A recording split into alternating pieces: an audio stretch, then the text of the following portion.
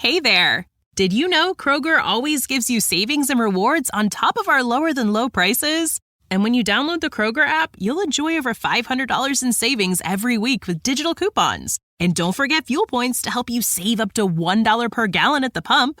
Want to save even more? With a Boost membership, you'll get double fuel points and free delivery. So shop and save big at Kroger today. Kroger, fresh for everyone. Savings may vary by state. Restrictions apply. See site for details.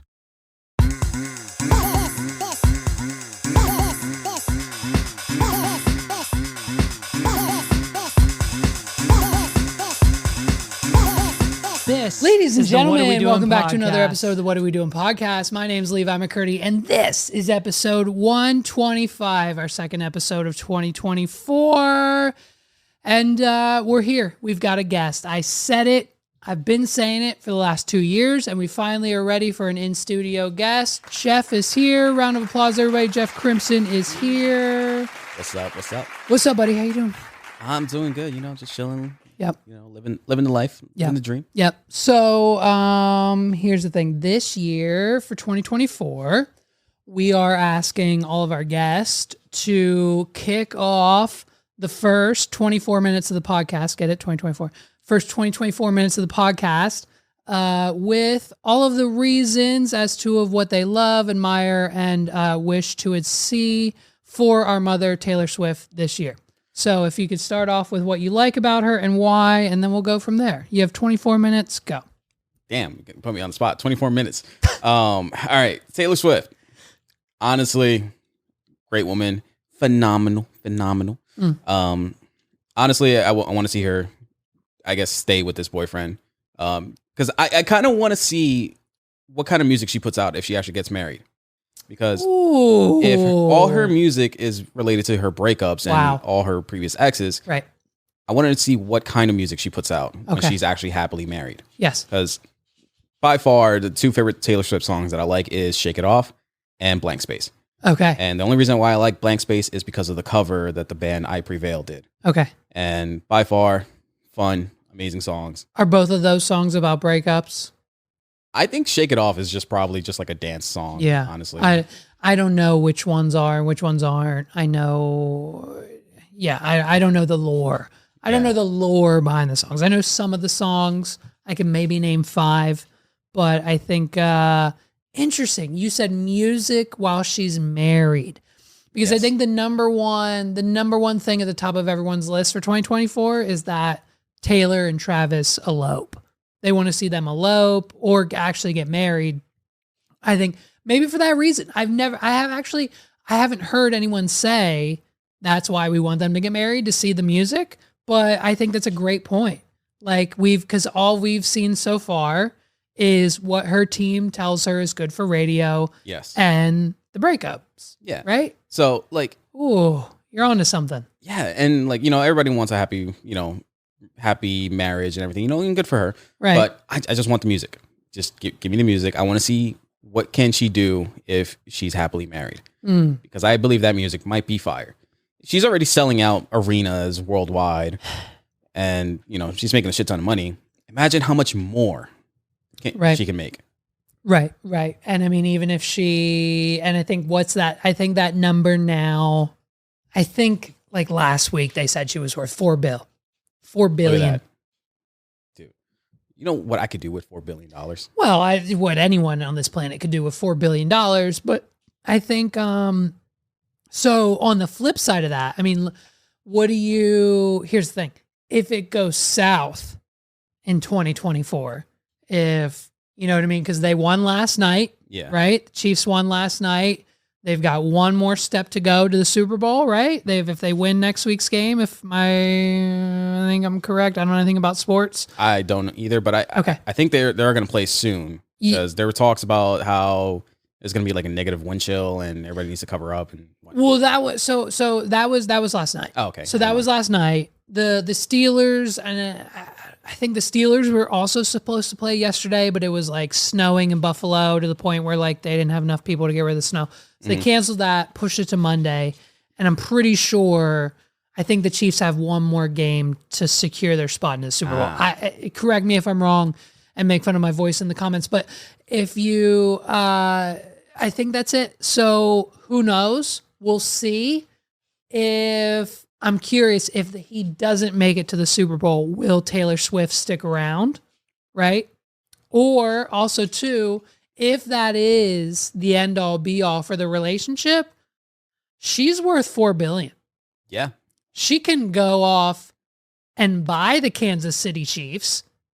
And now, what's the net? Ship him off to Canada? Like, what are we doing with Kelsey? Get rid of him. He's fired. Honestly, I think that would be just like a huge power move. Right. Like if they break up, she buys the Kansas City Chiefs. Buy the Chiefs. And now she's, his boss. Right. So, and if she wants to, like, you're gone. Ooh. So if Taylor becomes his boss, they break up, she buys the Chiefs, she's the boss. Yes. Does she keeps him around then to further twist the knife, or does she immediately ruin his career and let him go and destroy his life? Honestly, if she wants to be petty, she would keep him around. If she keeps him around, that's more like animosity. Right. You got to see me every day, bitch. You got to see me every day. You got to listen to what I say. You're walking down the tunnels with your new girlfriend. Does she have a world tour? Is she worth $1 billion? Yeah. Guess what? You're on the bench. Next game, the whole game, you're on the bench. Yeah. And either way, it's going to be a win-win for her. Ooh. Because if she's happily married, great for them. Music is going to be fire. Mm-hmm. If they break up, that music is going to even be twice. Fire. Yes. It's going to be twice as fire, bro. And for this, also for the fact that, if they break up and she buys the Kansas City Chiefs, which she should. She should. Right. Either way, she should. Right. She can also tell, like, I guess the coaches, don't start him. Leave him on the bench. Yeah. And then for the rest of his career on the Chiefs, he could be a bench warmer. What if she does the ultimate chess move and has her team set up like 3 different offshore accounts and then purchases the Chiefs via an LLC, this company, umbrella company, whatever the Sam Bankman-Frieds, whatever the billionaires do, right? Buy it through an offshore company. Yeah. And then Kelsey has no idea. Bro. They're like, hey, we've got a new owner coming in. They're going to be a private thing. Don't worry about it. It's not changing a thing. But really, the puppet master behind the curtain, the Wizard of Oz, is Taylor Swift.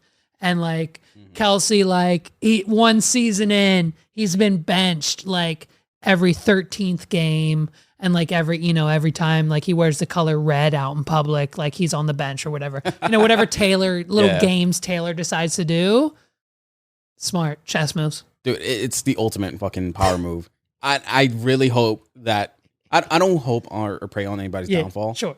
But on the off chance that this happens, that should be the way that she goes about it. And then she could even write a book about it, Just add up onto it, I think she's above that. Is she? I think she's above the book. Okay. The book is more reserved for like the Britney Spears, the people who like if Britney Spears went to a football game. Yeah. What? Is it TMZ is going to say something about it? Who's going to report? You're right. But as soon as Taylor Swift shows up to the stadium, it's like, oh, is she? Whoa, where is she? Better yet, if they do break up, give it 2 albums. 2 albums of keep us guessing. Yes. Oh, so then she guarantees the next 2 albums to completely dominate the music industry because all of us are waiting for the Kelsey response. And she doesn't say a word about it. Exactly. And then the new album comes out, we all listen, and we're like, she didn't say a fucking word.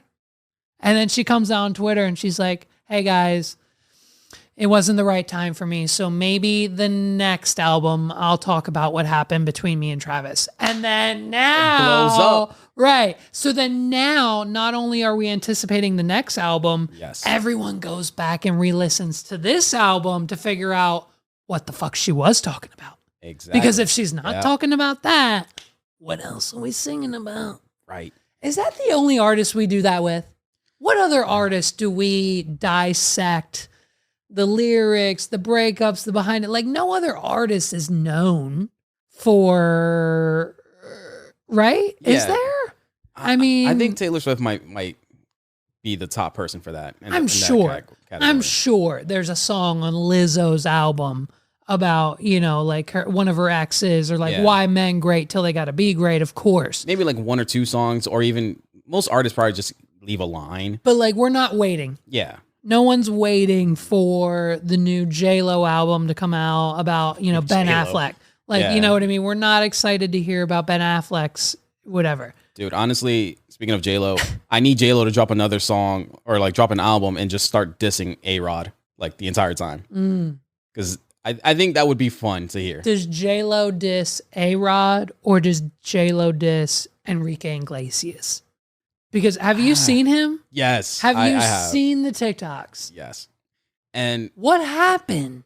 the What thing- happened? apparently he could never sing Right. live. He's just a terrible singer. We've had Enrique Iglesias since like 2009. Yes. And everyone's been like, baby, I like it. And like, we're all like dancing and vibing, and like, no one gives. How have we not, through social media, email, online, whatever, how have we not seen through this facade? It's taken us till 2023, 2024 to see the fact that he can't sing.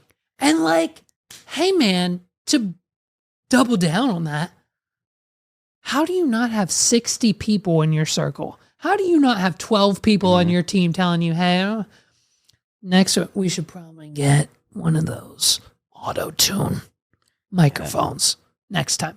Hey, Enrique, let's just, when we're hitting the high notes, you know what I mean? Let's get one of those, like, let's get a reverb effect on it or something. Yeah. You know what it, like, I who let him go out like that? that's my thing too. Like there has to be somebody in your There has to be a rehearsal. Yeah, there has to be a rehearsal. management team. There has to be a manager. There has Yes. to be a best friend. There has to be a friend of the friend of the friend who's there Exactly. just because. There has to be an Instagram guy. There has to be 19,000 people on that. Yeah. There's 3 celebrities. It's him, it's Pitbull, and Neo. Mr. I think. 305. Like Yeah. you can't tell me like Mr. 305 did not hear that. Now, do not get me wrong. Literally every person on the planet who went to that concert said that like Pitbull was the best part. Oh, yeah. And like they saved Enrique for last, and like it was like, what the fuck? Shouldn't have done that. Yeah. And so interesting. Yeah, I don't get it. Yeah. No, I don't get it. out of all the people on his crew, like there has to be somebody that should have pulled him aside and Yeah. tell him like, yo, Hey man. Hey. like let's maybe take a couple of vocal lessons, or let's just play a backtrack. A couple vocal lessons. A couple vocal lessons would have been something he did 10 years ago. Like what? 10 years? It's been 80. How long has Enrique? Hold on. How long? Get me to Google. Can I do this? Here we go. I'm trying to do this on the keyboard. How long has Enrique Iglesias been singing? Enrique Iglesias, Spanish, mid-90s. It's like Yeah. Ricky Martin. Ricky Martin God. era. Yeah. Ricky Martin era. And so if you're telling me that Ricky Martin would come out in 2023 to do a concert like this, Oh yeah, he'd be devastated. I don't It's understand. sad. Now, listen, I will say, right? Because of the negative TikTok virality, Mhm. that scored Enrique a spot on the New Year's Eve NBC show, Ryan Seacrest, I don't even know, whatever. I think Enrique was on the New Year's Eve show. That microphone had auto-tune. That performance was at least a 5.5 to 6 out of 10. Like, so it's quite interesting to me. I feel bad for the people that actually paid that For the ticket. Oh. Yeah, for front row seats. What is it, like $1,200 more than that, maybe? But it's concerts. It's not only it's half the artist and half the industry, and the other half is Ticketmaster. But like, it's insane to and especially, I can't imagine. I know how much I paid to see Post Malone, pretty close to front row, but like in order to see Pitbull and like three heavy hitters, maybe not A hitters. Maybe Pitbull maybe is the top of the list, but like, it's like Enrique Iglesias. Has he done a song? Yeah. I don't know. So it's It's good. It's good. And I mean, so how long was that? That was only 14 minutes. So I need another 10 minutes on Taylor Swift. You haven't really done. I'm joking. It's a no. Listen, but what is 2024? We're here. It's the new year. Are you a resolutions guy? Or no? Or Dude, I was like back in maybe Sure. like 2016 or so. Okay. Like every time New Year's comes, like, you know, I'm gonna do this, I'm gonna do this, I'm gonna do this. And then halfway, not even halfway, probably like 2 months in, I'm like, I don't want to do this anymore. So like I've gotten to the point where like, I just stopped doing New Year's resolution because the one thing that really set it off for me to stop doing New Year's resolution was, I believe in 2018 or 2019. Yeah. I told myself, you know, I'm gonna get a planner. I'm gonna get a planner. I'm gonna write down what I need to do, goals I need to hit. I'm gonna get a whiteboard. I'm gonna, you know, visualize all my goals. And 2 weeks in, I stopped using the whiteboard, and it made me realize I am not that person. I'm not that person to like write down, like, you know, use a planner. It's just gonna be paperweight and it's gonna be collecting dust. There's a few different. Yeah, I think we've all gone through that. I think last year I ordered like 30. I watched one YouTube video of a guy. It just popped up on my feed. Random YouTuber, wasn't subscribed. And it was like, why this little mini composition notebook changed my life. And it was just a 10-minute video on how he purchased this little $2 mini composition notebook. And like every day or every thought or every idea or whatever, he would write it down. And then like he would remember it, and then he would do it. And then like it would, the next morning he would read what he wrote down the next day and figure out what changed or what's the same or whatever we're writing down this day. And it changed his life. And so then I went to Amazon and I bought a box of 30 of them. And like I've opened up one and I wrote the date, March 31st, 2023, wrote everything down that day. And then in July, I opened up another one and I wrote down July, everything I did that day. And it just, the pattern continued. And it was just like, I would forget about it. I would leave it somewhere. I might come back to it. I don't know.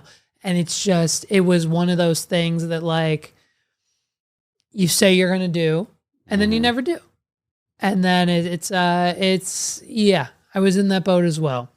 I'm working on, I would say this year for me, I would say, and this will be a great segue into it, I'm honing in and using my ADHD to my advantage. And I'm also using the tools at my disposal for it, right? Because I know in 2023, I realized and I self-diagnosed the fact that like, I even asked Sandy, I said, Mom, hey, why didn't we go to the doctors? Why didn't we get medication, whatever? And of course, you know, her excuse is, and it's great to say this now because I don't talk to the man. She said, oh, what was your father? Oh, your father. Yeah. Your father. Your father didn't want to take you to the doctors to get you medicated. Your father told you to go outside and play. So I knew, Mom says, I knew the whole time in my heart, you're my son. I know you. I knew you had this whole thing. Well, now I'm 32. And now you're dealing with, yeah. Right. And so I realized last year that I have it. Can I control it? Sure, possibly with medication. I'm in the process of trying some, getting to the doctors, whatever. The right way to go about it. But also, I'm using the tools at my disposal. Like I'm using a little bit of AI.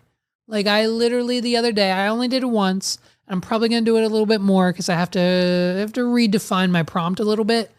But I pretty much spent an hour and a half one morning, an hour and a half straight typing. And I said, this is what I do on a daily basis. These are the goals that I have to complete this week. Mm-hmm. This is what I want to do. I want 15 minutes of every day to just have chill time, TikTok time, phone time. I want 5 minutes a day to stretch. I want 10 minutes a day to email. And I want to do that 3 to 4 times a day. I want to do that.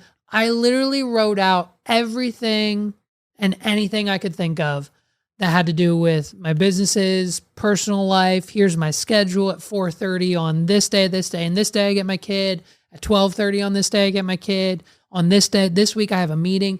I wrote out everything. I said, AI, make me a schedule. And it did. and it worked. It worked for a week. I didn't do it again, unfortunately, because I forgot to put the prompt in next Monday, but it worked. And I think with a little redefining, and according to what I'm seeing in that realm, that world, is it's only going to get easier, because now we have things like, have you seen the Rabbit R1? I have not. So, okay. So what's your experience, opinions, usage? Where are you at with AI? So for AI, I've been using it as, like you said, like a normal tool. I've used it to schedule or like plan D&D sessions, because it's great for that. Gives you references and stuff. I use ChatGPT for that. And for my own work for doing IT, I use the Microsoft Copilot. So anytime I run into an issue with like some sort of network issue or some weird thing that I can't figure out, I'll just start typing in answers into the Copilot, and it'll give me links, it'll give me videos, different things, and try different suggestions and things of that nature. And AI is a really great tool. It definitely needs a lot more work. Yeah. A little redefining here and there, but I can see the potential in the future for like how great this is going to be. Yeah, it's interesting because I feel like the AI conversation goes one of two ways. Is either what you just said, or oh my God, it's going to take over the world and humanity's going to perish. So I think that that's great. I think you're using it perfectly, right? Because that's exactly what it's built to do. Yeah. It's everything that I think humans wished Google would do. Whereas every time we type in an exact question into Google, we don't get an answer. Yeah, you get searching through like multiple pages, different links and stuff like that. I think, and I've talked about this with my sister and with a bunch of different people, but I think it's once you learn how to prompt it, that's the key. You cannot it's because I've had clients, I've had friends, I've had professional people. You can't just go to ChatGPT and write me a blog post about the new 2024 Audi R8. Yeah. Because it doesn't know anything about it. It doesn't know anything about the brand new Audi R8. It just came out 2 days ago. This thing isn't connected. It doesn't know up-to-date, instantaneously information. It's just a language model. It corrects your spelling and grammar and tells you exactly how to code things. And so if you're not coding, which, you're in the IT realm of space of things, so that's perfect, awesome.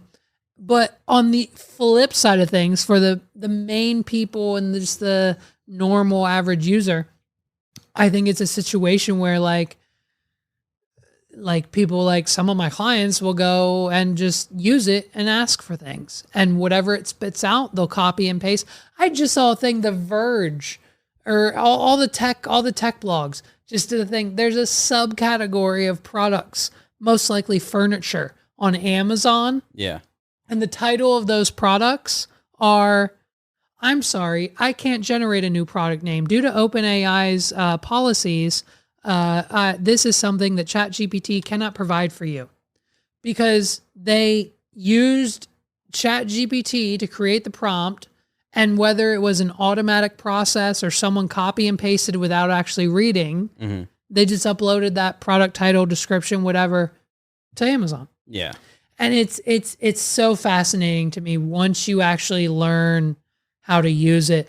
I was saying this before we started the podcast, but I have one client of mine pays me hundreds of dollars a month, and I know he does because he said it, and what he gives me, I can tell because I've been using it for 2 years. He uses ChatGPT, Claude, AI, whatever tool he wants to use that day, to generate the first draft of his articles, because I don't know what he does. He's in like cloud security, IT, like Gotcha. Azure, Microsoft, bullshit, like words, kernels, like server debt, cache debt, whatever the fuck, like a world beyond AWS, like the nitty gritty of it all. And so I don't understand a word of it, but he pays me hundreds of dollars every month to write him blog posts for his website because he generates the basics. Yeah. He does whatever he needs to do to make sure it's okay. And he tells, Claude or ChatGPT to write me a blog post under this topic. And then he sends those to me. And because I know how to use it and I know how to feed it and what to say and what to write and how to prompt my prompts. Yeah. I turn his already AI generated blog post into an even better already AI generated blog post. And now his website traffic and all of his social media is up 300% per last month. Get out of the trenches of tedious tasks like managing order fulfillment and start growing your business with ShipStation. They'll help increase profitability by automating your workflow with their simple, easy-to-use dashboard. With it, you can pretty much do everything you need to quickly and easily. Update order information, print labels, compare rates, optimize shipments, and even set up automatic delivery notifications. And it doesn't matter where you sell. Amazon, Etsy, eBay, Shopify, ShipStation can integrate pretty much anywhere online. Another great thing about ShipStation? They can help reduce costs with industry-leading discounted rates from some of the biggest mail carriers. You might even be able to get up to 89% off USPS and UPS rates. So, make this year your most profitable one yet. Sign up for your free 30-day trial at ShipStation.com and use the code Spotify. That's ShipStation.com with the code Spotify. There you go. That's one of the great things about AI. Yeah, dude, I got to get into getting AI to, like you said, create like a schedule for me, be able to just make my life so much easier. Yeah, because with ADHD, so in a Hispanic household, and I'm pretty sure with like a lot of minorities, all that stuff does not exist. So anytime I would struggle with school with either like mental or trying to focus or anything like that, it was because, I wasn't trying hard enough. Right. Or, the Pedro Pascal clip, Mijo does not have ADHD. He just likes to jump. Right. Yeah. They're always trying to find excuses for things of that, or just outright deny ADHD exists. Yeah. Yeah. Well, I mean, it's almost some I've run into multiple, and especially with my son's diagnosis, there's a subset of people on this planet, and I'm not sure if I'm one of them yet or not. Honestly, I'm still kind of in the middle, whether autism exists. So it's just that I think that conversation comes up with every medical diagnosis and everything else going on. But because if you think about it, back in the 90s, 80s, 70s, 80s, 90s, even early 2000s, we had to rely on the doctors. Yeah. And whatever your doctor tells you is it. Yeah. 2 years ago, Meg's had COVID and she went to the hospital, and you know what the doctor told her? Hey, you should probably just listen. I'm going to discharge you. We're going to send you home in a few hours. Here's the situation. Eat some saltine crackers and drink some ginger ale. And that was the lead shift doctor, probably just got done operating on someone's heart 3 hours ago, telling the girl who has COVID-19 in the hospital that the solution to her problem, and that, trust me, just because this is the solution doesn't really change anything. So we're still going to charge you 15 grand. You're going to get a bill. Don't worry about it. The solution is saltine crackers and ginger ale. The same thing your mother's been telling you since you've had a cough. Exactly. So to assume that we relied on the doctors for that information would then assume that that's how that generation was. Now that our generation, who's, if we went to the doctors, you and I as children, we had ADHD, you and I as children, but the doctor says, I don't know. Give him a few weeks, he'll probably just brush it off, tell him to go outside. Or, whatever the situation may be, just tell him to eat some crackers and drink some ginger ale. He'll be okay in the morning. Cool. And now we're undiagnosed and that's it. And so I think it's generational. I think so too. And just like you said, having access to a lot of the information nowadays definitely helps keep a lot of people informed. And I think also just the fact that it's become a lot more, I guess, normalized and acceptable. Right. People can actually have these conversations and, be able to look for answers when they have these questions and be able to get a proper diagnosis. And it wasn't until like I was in Florida where I was talking to multiple therapists where I was actually diagnosed at first with bipolar disorder. And I was given like medications, and I hated the way that I felt on those medications. Yeah. And it wasn't until I switched to a different therapist where he kind of understood where I was coming from. He had a similar like background, and he's done extensive studies into ADHD. And he told me like, hey, bipolar and ADHD have a lot of common symptoms.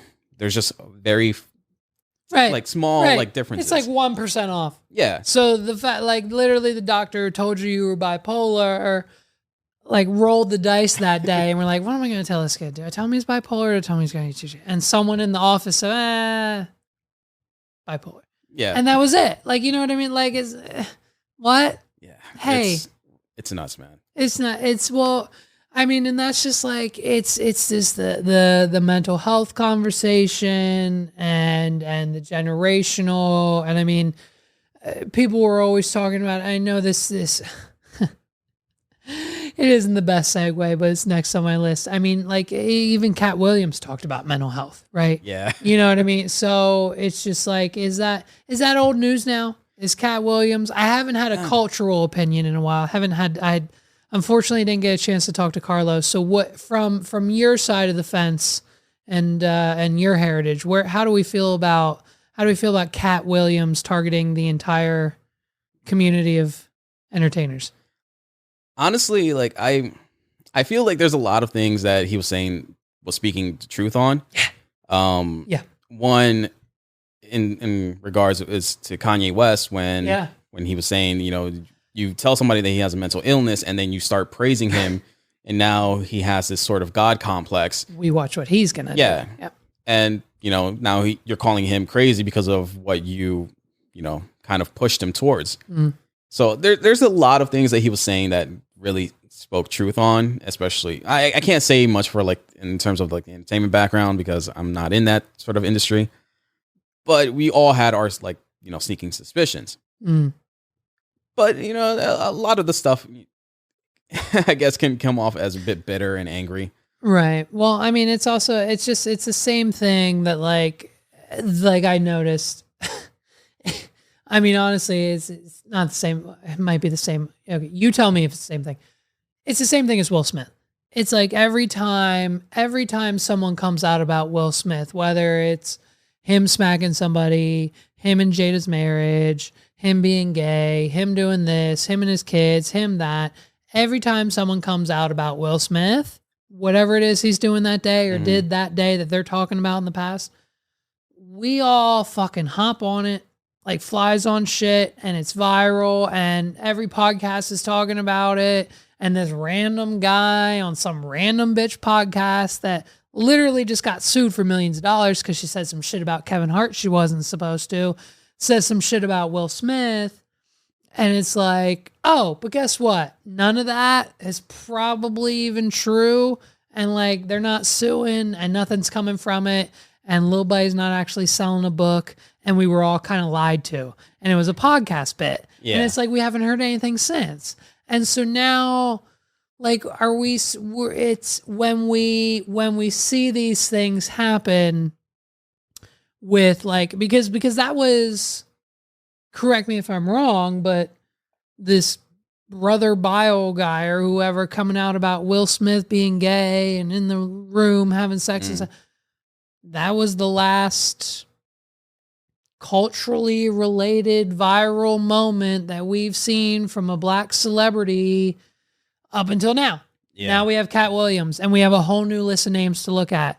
And some of his claims are around the same topics and same type of stuff you don't want to be caught up in as a black man in Hollywood as the Will Smith story. So it's interesting that is that the only shock and awe that we have left? Like, oh, this guy who's been married for years, turns out he was gay. Is that it? Is that what's left? Because, I mean, Cat Williams talking about Ludacris being in the Illuminati and Dave Chappelle, Martin Lawrence wearing dresses in movies. Like, okay, it's a stretch. But like, bitch, I mean, it's $50 million. If you got to put on a dress for 90 minutes because it's the role and the scene you got to be in, that doesn't necessarily define you or your sexuality or your manhood or whatever the situation is. Yeah, I definitely agree with that. The only thing is, like, afterwards, like after that whole thing blew up, yes, there's been multiple videos of people digging and finding like receipts of what he was actually talking about. Yes. One in particular was I believe the interview that I forgot the guy's name, that he did the movie with Martin Lawrence for Big Mama's House. Mm-hmm. That how afterwards he was kind of struggling to get roles because all they wanted him was to put on a dress. And there's also a video that surfaced of I guess the Battle of the Comedians that Cat Williams did with Steve Harvey in Detroit. The Steve Harvey. Dude, that was hilarious. I think if I had to put my money on it, I would say that everything that Cat Williams said about Steve Harvey was either like 99 to 100% true, because those are the receipts I saw. Yeah. Was him saying like Steve stole the jokes, because I saw the whole gas bit. Yeah. Cat Williams talking about you can't even get gas. And you got to have a whole conversation. Like, do I want to eat today or do I want gas today? And then like Steve Harvey coming out with the same thing 3 years later. And then like, now I've seen confusion about this and I need you to clarify. If you know, maybe you don't. And if it's fine, it's fine. Because when Cat was talking about Steve Harvey, he was talking about his hair. Oh, the hairline. And he was talking about his haircut. And Steve Harvey claims that he paid $6,000 a week for this haircut from the barber. And when Cat Williams was talking about it, he referred to it as a man unit. And so now I've seen multiple explanations. I've seen explanations that the man unit was the wig and that the barber didn't exist. And I've also seen that man unit's definition is the barber was the guy Steve was hooking up with on the side, and that's why he was paying him $6,000 for a haircut. Yeah. Where do you know? I can't say for sure either way. Of course. There's a disclaimer. It's possible. Don't worry. Yeah, There's a disclaimer in the description. We're not going to. Yeah, it's definitely possible that he was paying $6,000 just to hook up with this dude. Because there was, what was it? There was an episode he did of the Steve Harvey show where he was talking about how he was paying his barbers so much amount of money so that he can, open up his own place. So it could have been that way, possibly, I don't know, maybe a little bit of blackmail, but who knows? Right. All I know is that the fact that he came out and said, his hairline was like a wig, which with everything that he's been saying leading up to it, being true. Because he was bald to begin with. Yes, exactly. So it could be like what, like an 80% chance that he was paying $6,000 just to hook up with some dude. I mean, in my opinion, that's just a little bit overpriced, but like, to each their own. Jeff's like, listen, if I had to hook up with a man every week, like I wouldn't pay $6,000. Yeah, dude, if I had that amount of money, I'm not gonna be paying $6,000 a week just to hook up with somebody.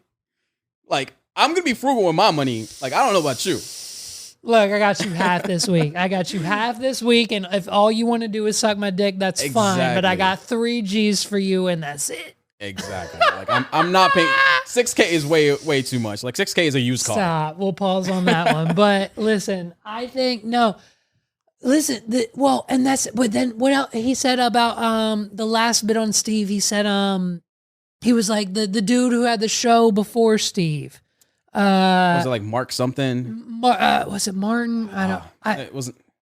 But Mark Curry or something like that. He had his own show. Yeah. He had the own sitcom. And then Steve Harvey went to set and was like, what are you doing here? What's your character? What's the vibe? Whatever. And then 6 months later, Steve Harvey has his own show as the principal with the suit and tie and the family and the.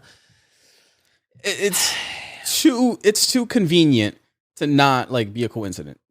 Like I guess that's the So, phrase I'm looking for. The other issue is, and I think I said this in the last episode, is when you come with the truth. Yeah. And this is what Kat's standing by. This is what everyone else is standing by. He's telling the truth. It kind of becomes, one of those things that is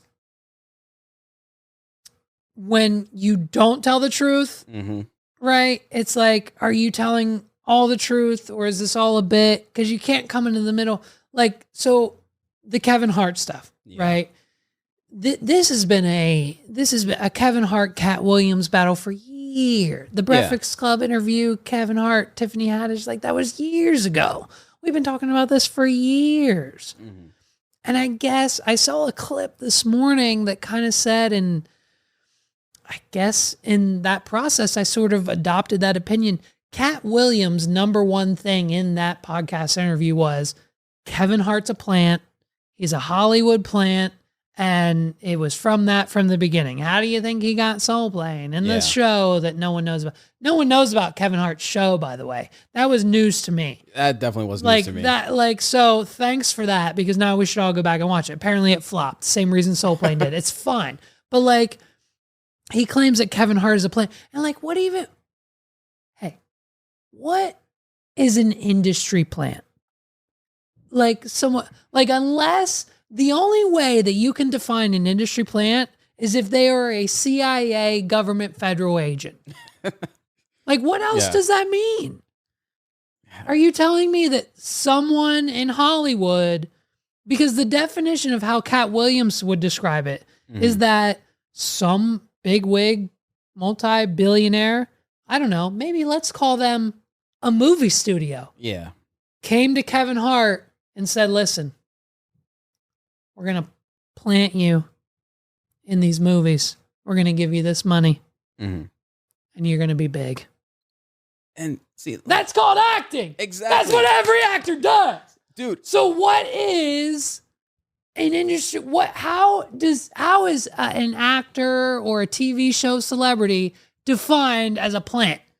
Dude, and that's my thing too, because even it comes down also to like music artists, where they're accusing a lot of these new artists as industry plants because they have some sort of connection. And if you have the connections, why not fucking use it? That's what you do. Yes. That's what you do. Like, bro, if I had the connections to be a fucking rapper or reggaeton artist, like, I'm going to fucking use it. Yeah.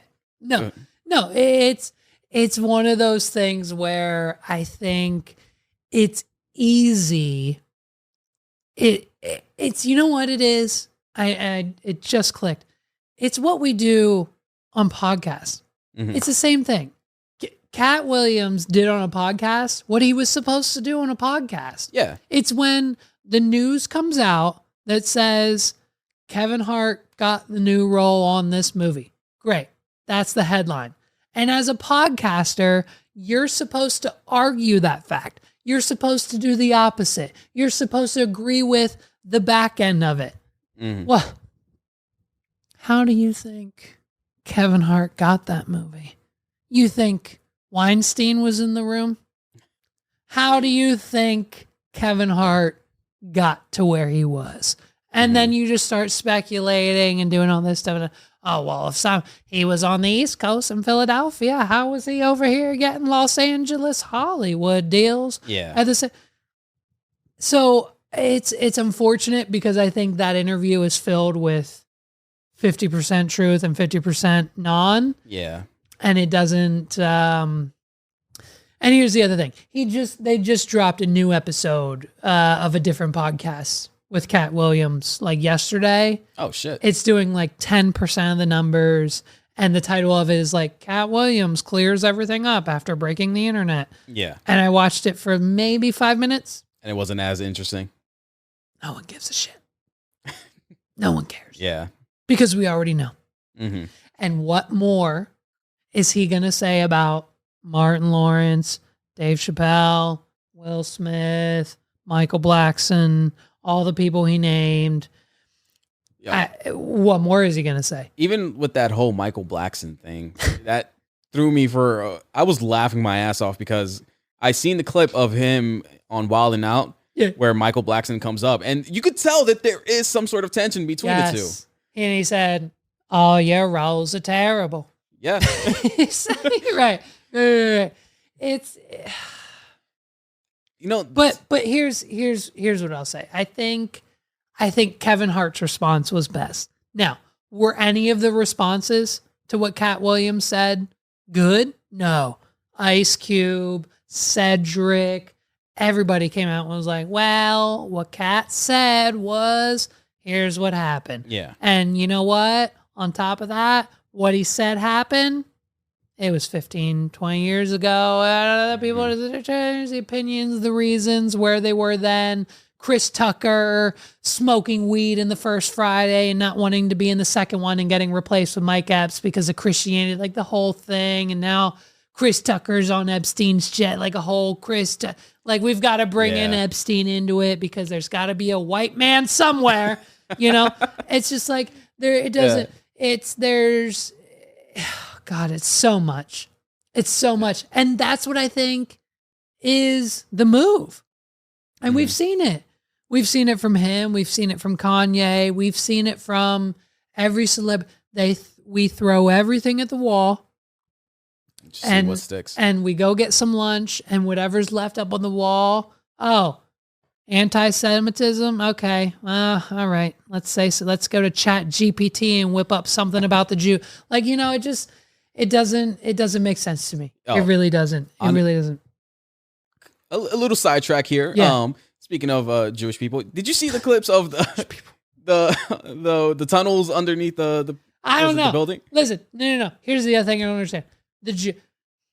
All I've been hearing about for the last 2 weeks is the Jew tunnels in New York. Okay. And the only thing I've heard, every news outlet, every podcaster, I've heard a different reason for why there were tunnels. Yeah. I heard that the synagogue split two ways and the people who won were on the surface and the people who didn't were in the tunnels.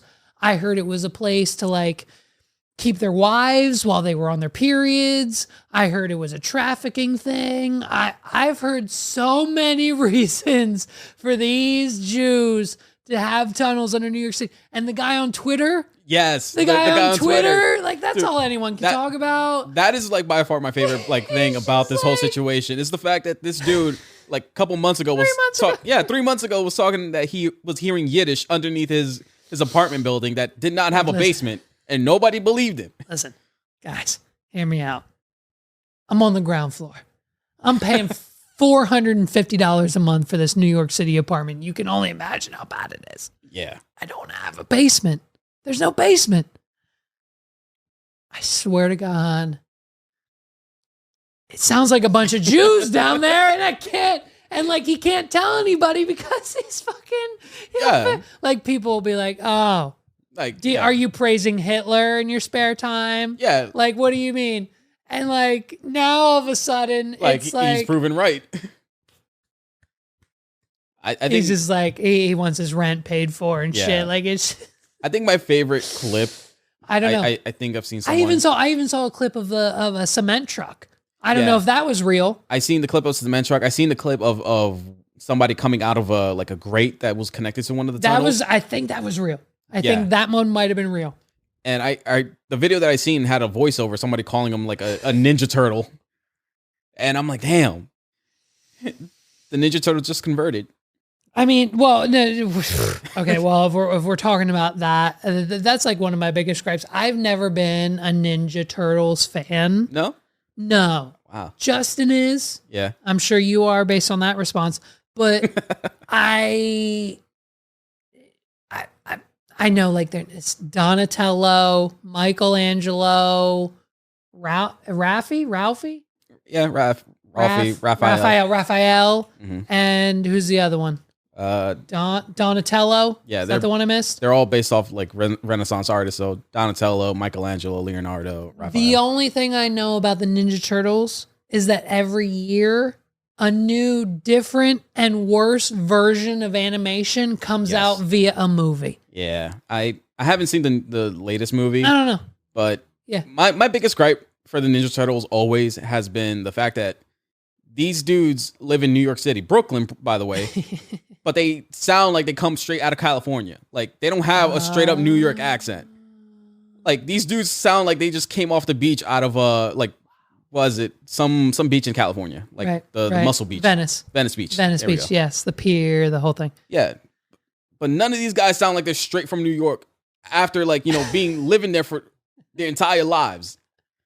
Like that is my only I love the Ninja Turtles, right? Because you're from Brooklyn, Bronx, yes, yeah, that's right. So I love the Ninja Turtles. I love everything they do, right? But that is my only biggest gripe. Like how you have what was it like Mikey sounding like a straight skater surfer dude when he's living in Brooklyn. Okay, are we talking about the Megan Fox versions? Is that the one where they're like humanoid kind of, but not? And even in the cartoons, the most realistic, the live action version with Megan Fox. Yeah. Okay, so I think that got like what, 1 or 2? Well, I think it has a sequel. I don't even know if it had a sequel. The one I watched, they were like watching the Knicks game from the Jumbotron or whatever, and then they dropped something. They were like, we can never. But Megan Fox was chasing somebody for them secretly or whatever. I don't know. It was horrendous. Yeah. And like, it's just, if we're gonna do the live action, give me like the Ninja Turtles with like the Power Rangers from space or something crazy. That is like by far my favorite one too. You know what I mean? Yeah. It's just, listen, I've been on a Power Rangers train. Like, because listen, I don't know if you've realized this, but like the last week, I haven't found a single thing to watch on streaming. Netflix is dry. Yeah. Paramount Plus is dry. Amazon's dry. Like the streaming services are, if you don't have them all, because I don't have them all. No one has them all. Yeah. Honestly, at this point, might as well just go on the open seas of, right, exactly. And it's just like, it's like, I haven't found a single thing to watch. So I find myself just getting astronomically high and like smoking unlimited amounts of weed and watching 90s Power Rangers episodes, mainly the ones that have 1 to 2 to 3 episode arcs, like Green Ranger, White Ranger, all the Ninja and the Ninja. But it's just like, that's it. That's all there is to watch anymore. And it's like 90s nostalgia. Mm-hmm. We're in it. Dude, speaking of Power Rangers, like, I love the fact that the Green Ranger was such a badass that he pulled up to the goddamn Megazord and just beat everybody's ass and kicked them out. Like, that clip is by far my favorite, like, part of the entire Mighty Morphin Power Rangers. There's a YouTuber, Monty, the Montyverse. YouTube that name if you have time, and he's going through all of they're doing like an episode by episode podcast, but it's a YouTube channel, whatever. So they're doing an episode of episode weekly with I think him and his girlfriend or fiance or whatever, and they're reviewing all of the old Mighty Morphin episodes. I think they're on like season 2 right now. Yeah. And it's fantastic to like see them talk about it in 2024 and 2023, like just in modern day. It's one of those things that like, what other 90s nostalgia is still in your life now? Because the boy downstairs every day, SpongeBob. Now I'll give you this, and I saw it on Twitter, and after watching literally every episode, more than once in the last month or two, season 4 of SpongeBob, the epitome of it. And after season 7, because there's I think 12 total, after season 7, it just goes kill downhill. yourself. Kill yourself. Hey, kill yourself. It's not good. It's horrendous. It's clearly just there for the virality of whatever they thought the internet of the time was, and we cannot get through them. The comedy's bad. The animation's bad. The talking points are bad. The topics are bad.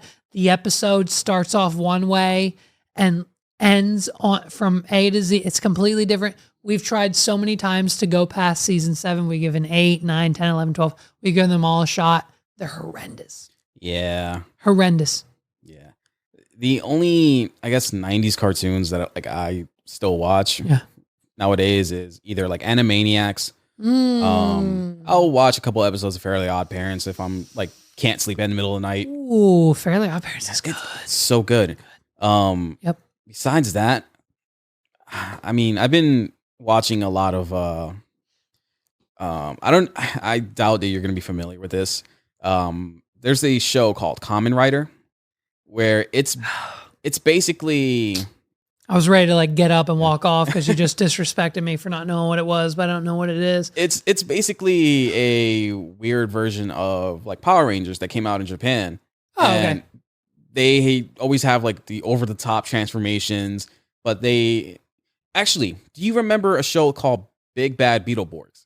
I was gonna say the Beatles. Yes. The Beatles show in Japan that was the Power Rangers knockoff. Yes, it's basically that. Okay, so a third Japan Power Rangers variation. Yeah, but that has been like super big in Japan that it's still going on to this day. There's like a new movie that came out on Amazon Prime. Okay. Yeah, and so I'll watch that every once in a while. Are you gonna hate me when I inevitably go to Japan on vacation? Because like Japan is at the top of my list. So we have a beach list and we have a non-beach list. And every time the beach wins, because Meg's eventually I'll move her to the beach. Like in the next few years, we'll live probably in South Carolina or something. But the non-beach list vacation for me, Japan is just like up there. I want to go to the what's it called? The thrift stores. What's it called? I was just on a binge on YouTube. Hold on. Hard off, Japan. Yeah. There's hard off, there's soft off, and it's their thrift store. So hard is short for hardware, software. And bro, you can go there, get a PlayStation 1, mint condition, Nintendo 64, Mario. It's all the Japanese versions, but who gives a shit? But a lot of that stuff you can't find it here in the US. For like, you can get a brand new Nintendo 64 over there, wrapped in plastic, pristine condition, $40. Yeah. PS1, $40. A copy of Pokemon Gold and Silver, the original Game Boy Advance, over there, $5. Here, $120 at GameStop. Yeah, like it's insane. It is on my bucket list to go to Japan and spend $800. Literally only $800 and coming back with every fucking retro. I want a GameCube. I want every copy of Pokemon in Japanese version. It's one of my, it's a goal. Yeah, it's on my bucket list too. I just don't know when I'm gonna be able to go. The thing is, I want to go, but I want to take my cousin with me. Okay. Since he knows, I don't know if you listen to a lot of like heavy metal, at all. No, not at all. But okay. Here's the thing: if we're doing like a word game, and you're like, give me the first word that pops into your head when I say this, and you say heavy metal, I say Metallica. Okay. Yeah. It works. Cringe, right? Cringe, because I know for a fact that it's like, trust me, I'm obsessed, and I know every single episode of Viva La Band with Bam Margera from start to finish. I used to love that show. And so when Ape goes, oh yeah, I like metal, and she's like, I love Metallica, and he goes, no, I'm talking metal, like, like trust me, I get it, but like, I won't. It's just noise to me, so I don't listen to it. My rock extent, I'll tell you what, I listen to one, and this is what I consider rock. I listen to one album. It's on repeat. I listen to it every day. It's how I focus. I listen to Godsmack. The original, their first album, which is self-titled Godsmack. So Godsmack by Godsmack. The first 5 songs of that album are all related, and they just flow so well, and they're so relatable. It's like, get up, get away from me, like, get back, like, I can't, like, you're giving me, it's just, and it just makes me feel like I'm me, I'm alone, and that first album just resonates. I'm sorry, but metal, go ahead. No. That's actually a really good album, by the way. Yeah. No, my cousin is actually, he met and is good friends with the new vocalist for the band called Crystal Lake, which is really big in Japan. And he's currently living in Japan, touring, right, and living his dream. So Insane. I want to go to Japan because I want to take him so he can, meet up with his friend again because it's been a while. Uh-huh. And just go, exploring. I want to go to Shibuya. So, JJK fans, if you know what I'm talking about. Go to Shibuya. I want to go to, Kyoto. I just want to explore and travel. It's yes. And I think it's one of those things that it's unfortunate that that's first, the explore and travel experience, because like it's living there. Because I'm sure, hopefully, have you been down like the YouTube rabbit hole of like watching the vlogs and the Americans living there and like dudes building an iPhone 15 from parts that he gets from little Japanese markets and shit. Yep. And it's just like, I mean, I know, listen, what's about to come out of my mouth is the most American, whitest tourist thing ever. But there's just nothing more that I want to experience than going to Japan and going to one of those restaurants where the sushi goes by on a conveyor belt. Oh yeah, I know what you're talking about. And then I just get to take the sushi off, and that's what I get. And like, I don't know. And apparently like 7-Eleven over there is like a gourmet fucking restaurant. For real. Like Meg's number one goal, she said literally, babe, I want to go to Japan with you for 7-Eleven. She wants to go to 7-Eleven. That's totally fair. Little sponge cake, little whatever the fucking thing they have over there. Like I don't know. Dude, 7-Eleven over there, and any Asian country, by the way, is fucking phenomenal. Like, I'm so jealous of their 7-Eleven because, you go to 7-Eleven here, you just got Slurpees and maybe like whatever's on like the rollers that's been there for like 2 days. Can you believe, listen, hey, what fucking audacity. What big ass balls do you think 7-Eleven has being on DoorDash? Why can I DoorDash? Why can I get on DoorDash right now and get a pizza delivered to my house from 7-Eleven in America? In any other country, I'd be like, oh, let's do it. Let's try it. It can't be worse than Little Caesar. Like, it's got to be good, right? But here, who in their right mind has ever DoorDashed 7-Eleven? Yeah, honestly, sometimes you just be wanting a Slurpee, and, it's like... Stop. Close to like you, 2. It's like you close to 2 in say the morning. that like you've DoorDashed a Slurpee to your house at 2 a.m. Yes, because I didn't want to drive. I mean, to be fair, I didn't pay for it. Okay. All right. Well, we know how you paid for it. Yeah. No, but no, I think it's crazy how company cultures and even country cultures and businesses can just like differentiate from not even country to country, but like state to state, society to society. Because now here we are in 2024 in Pennsylvania, and the epitome of our state and what we do on a yearly basis, and the only thing anyone's going to be talking about is the mullet competition at the York Fair. I seen that. This is new, I'm assuming, because I've never heard of this. And if I'm telling you, if there was a mullet competition at the 2023 York Fair, it would be remotely close to, you know what I mean? Like we would know about it. Like, what are we talking about? Like, how do we go from PA Farm Show Mullet Contest, meet this year's champions and see the best in grow. We're not doing the best in show, the best in grow. Man. Does this make you want to move back to Florida?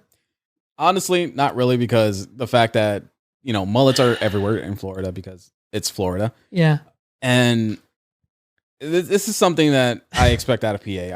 I'm not gonna lie. This is definitely something, some Harrisburg, farm show complex type shit. Yeah. Yeah.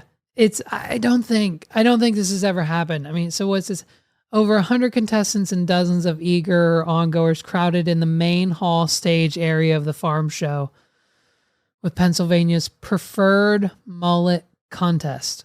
The event was held in the morning of January 8th. Over 60 people in the under 18 category. God 60 damn. people in the under 18 category alone. Yeah. And more than 2 dozen, so only about 24 in the over 18. Well, okay. So what is it? What is it about teenagers and mullets? I don't know. I still don't understand why mullets are so popular even back then. Have you ever seen like a black or Puerto Rican person with a mullet? Is it common in the Puerto Rican? Yes, it's very common in the Puerto Rican. Is it? Yes. Oh, I was expecting that answer to be completely no. No, dude. Like in the Puerto Rican like scene, Yeah. the thing is they call it rat tails. Okay. Yeah. Okay. Well, I know what a rat tail. You call it a rat tail. Yeah. So we're defining a rat tail as a mullet. But the thing is, like, Because I thought a rat tail was just like a thin piece, not the whole fucking flock of. yeah, no, like you're right. Okay. Rat tails would normally be Break it just down, like a little, piece of the hair that's long in the back. But a lot of people just get lazy or just keep the entire thing and just create a mullet.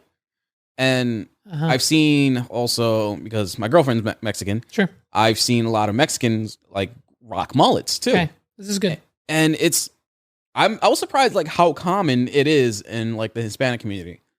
And I have not seen Dominicans do it. I will say I have not seen a Dominican rock a mullet. I'm well versed in the Dominican Republic area, and I'm proud to say, in like the 25 times I've been there, I've never seen. I don't think I've ever seen a Dominican. I don't think I've ever seen a Dominican with more than just like a buzz cut. Really, even I don't know what other Dominican hairstyles there are, let alone a mullet. Buzz cut. Next time I go, I'm gonna ask somebody there I know if they've ever seen, if any of their people have had a mullet, a Dominican Republic mullet. That's hilarious. That's quite hilarious to think about. That would be hilarious. I know that they're still big in their fashion, so you're gonna see like Dominican like, guys with tight ass pants, tight ass shirt. Yeah, no, that's a given. That's a given. But the hair though, interesting. I'm kind of curious to see that now. I'm not gonna lie. I guess it's just, oh man, the mullet. Who do you think won this competition though? Oh, I'll tell you who won. It's like some little 5-year-old kid. This kid right here. This guy right here. I feel like they just gave it to him because no, 100%. That's the issue. That's the issue. That's the fucking problem of Pennsylvania is that we let this little kid. Let me see. I'm excited the mullet is back. Brittany said we do a lot of mullets at our salon. Oh wait, Neil Finkelbinder, 2 years old of Duncannon, held by mom. Amber was the winner of the 18 and under category. Yeah. And she said in there, she said we didn't expect to win. We just went out on a whim. Yeah. They didn't care. So the little boy, I mean, that's it. That's the thing too. How pissed would you be at 16 years old? 16 years old, you're a teenager, you're just coming into life, you know who you are, and you know you're the mullet guy. Yeah. And then you come in and this little fucking brat whose parents literally, this kid, listen, I'm going to be honest, I'm not shitting on the kid, but this kid only won the competition and has a mullet because his millennial mother doesn't know how to give him a fucking haircut and they didn't have $20 to go to fucking the place to get great clips. They didn't have $20 to go to Sports Clips to get his haircut. And that's the only reason he has a mullet, because we literally did the same thing to Ollie, like when he was 2. Yeah. We were like, we're not going to take him in. We're going to just cut his hair quick. And whatever we get, we get. And this is what they got. And now all of a sudden they won the mullet contest and they stole it from a 17-year-old. That was a stolen election. Honestly, if I was like one of the contestants there, I would be pissed and I would pull a Matt Rife and start beefing with this kid. Yo, that's it. Yes. That's the move. You see this little child, this little fucking, his mom. His mom just probably wants an extra 10,000 followers on Instagram. Yeah. That's why she signed him up for the goddamn competition. Yes. Yeah, I would start beefing with this kid, with his whole family. Matt is my rival for the rest of my life. Let's Matt Rife the shit out of this kid. Exactly. And you know what else? Matt Rife never apologized. I don't think. I don't think so. I don't think he did. Yeah. He didn't give a shit. Unless he posted another comment. A deleted comment. Yeah. Whatever. A link. Yeah. No. You're absolutely right. You're absolutely right. I would. I'd Matt Rife the shit out of this kid. The mullet content. Is it the most Pennsylvania thing? Should another state, tell me right now, should another state have a mullet competition or is it a Pennsylvania only? Like where are we? Honestly. Alabama? But then Alabama's close to Florida, so that's why, I mean, like Upper Florida would still probably benefit off of that. Like a mullet competition does feel like a Southern Now let's thing. be honest. How many mullet competitions did Florida and Alabama have last year alone? Let alone just one at the state fair.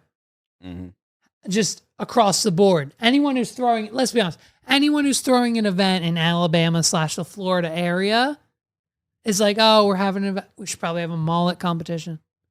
And it's just included in the planning of their event, right? Yeah. Dude, it feels like a very like huge Southern thing to be able to, you know, have a competition like this. Like otherwise, South just has like lifted trucks and barbecue. I will say I've had some really mean ass barbecue in the parking lot of a fucking Circle K in Florida. Yeah, dude, fucking top notch. But I've heard, well, that's what I've heard. Like Texas has nothing. Like if you're moving to Texas, you must be okay with eating the best barbecue of your entire life. Because other than that, it's just heat, nonsense, nothing, guns. It's just like no taxes, fine. But like other than that, there's nothing really there except for barbecue. Yeah, I mean Florida doesn't really have much taxes.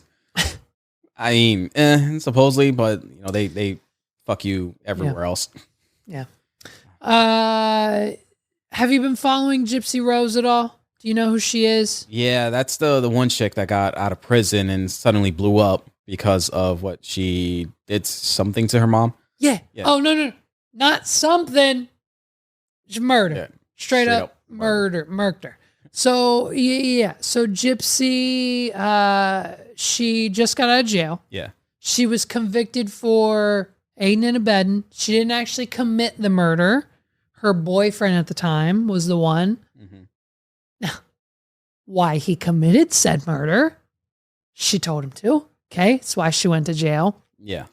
Now, mom, on the other hand, mom was a bit of a bitch. She was like, Munchausen syndrome. She told Gypsy she was sick. Some white people do, right? You don't hear much about it in the culture community. It's just a lot of white people do this shit. They tell their daughters they're sick. They need medicine. You need a wheelchair. You can't walk. None of this stuff is true. But the only reason she does it is for attention.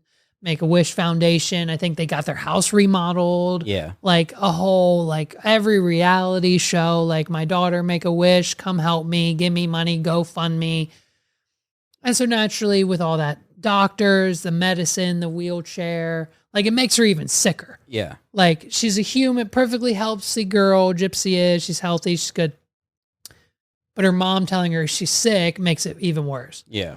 And so 19 realizes it. Holy shit. What's my way out? Let me run away. That didn't work. She called the cops. That didn't work because the cops just convinced her.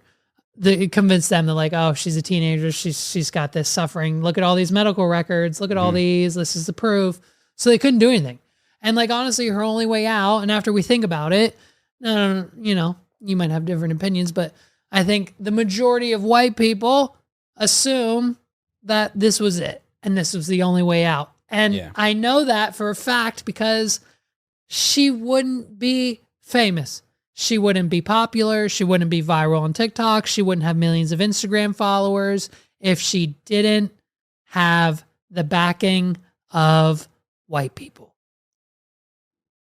And it's unfortunate because half of us, unfortunately there's a lot of us, half of us are on Team Gypsy and the other half of us are like, hey, it's getting a little weird. Yeah. Is it getting a little weird?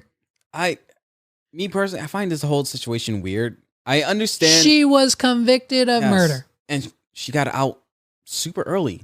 It was a 10-year sentence. She got out after 8 years. So, I mean, early in the aspect of murder, but when she didn't actually commit the crime, she's an innocent little white girl after what her parents put her through, 8 years. I don't know. Is that the sentence she should have? The issue is now it's a little weird. Yeah. Go. I was going to say that it's weird to me that she blew up just because of like the whole situation and getting out. Yeah.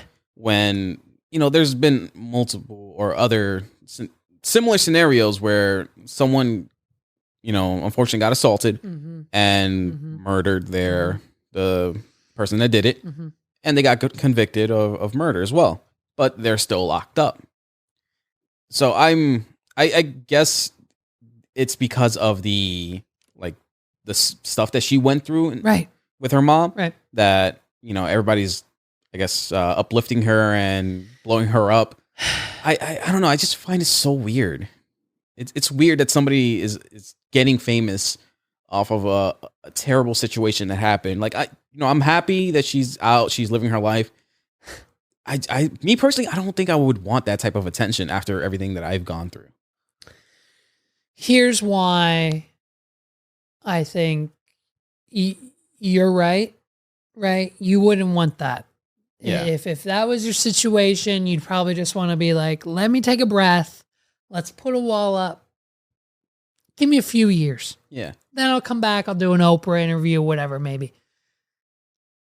But I think here's the issue. And this is what a lot of people don't know. This whole thing happened. So now here we are 8 years ago, back in 2015, 2016. Yeah. When it happened and she was in jail, convicted, in jail, in her prison getup, Lifetime was already there with the cameras for the documentary. She has a book deal.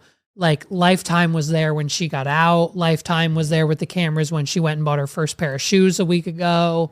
Like, she's had cameras on her before she even got out. Yeah. And so now, for the first 2 weeks, we were all cheering. We were like, yes, Gypsy, bitch, yes. Like, fuck the ex-boyfriend. He did all the murdering. Let him rot in jail. We're not even going to talk about it.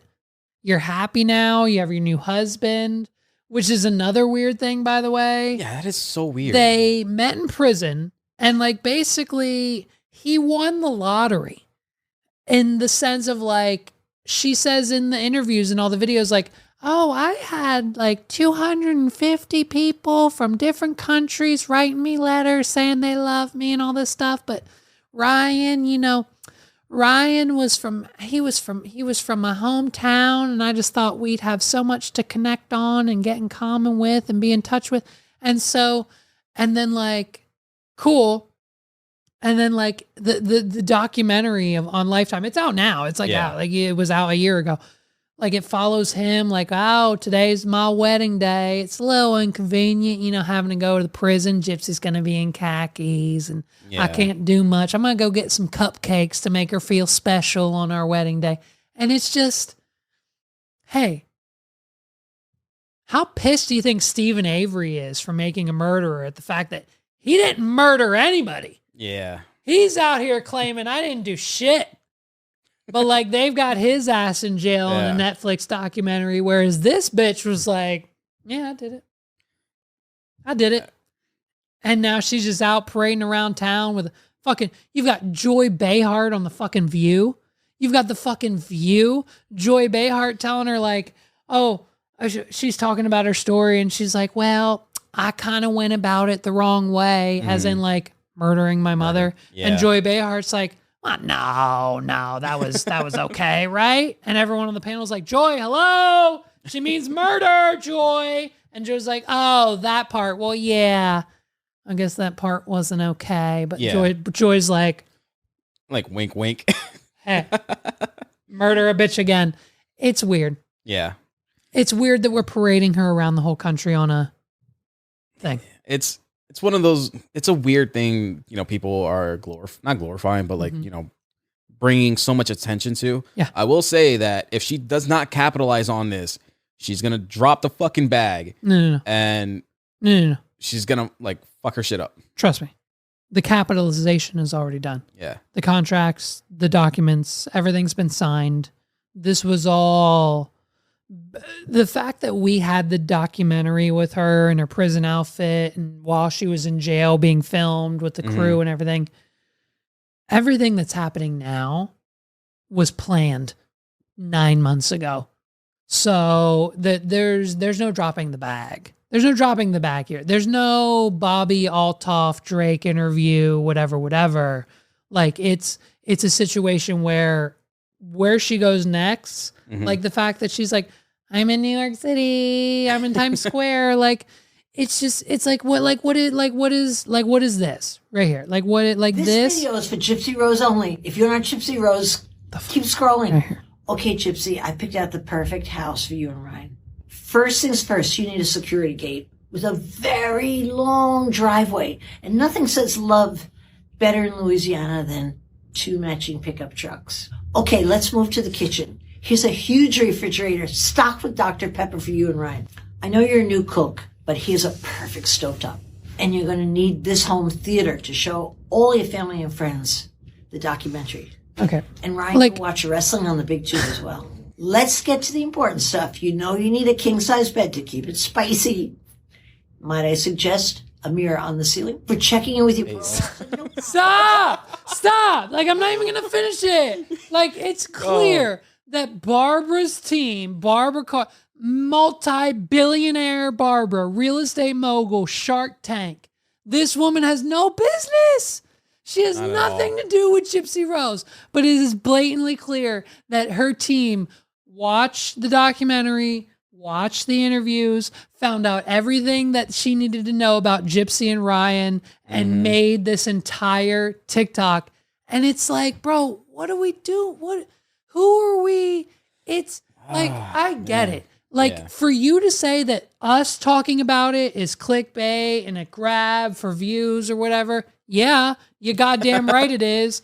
But for Barbara Cohen, the real estate mogul, multi-millionaire, Shark Tank investor, businesswoman, entrepreneur, female Barbara, New York City. What's she doing talking about Gypsy and Ryan? Like, it's weird now. Yeah, it's so weird. It's a train that everyone's taught that, like, it's just, it's crazy. So, all right, we watched that video. Let's get into I found some viral clips for us to react to.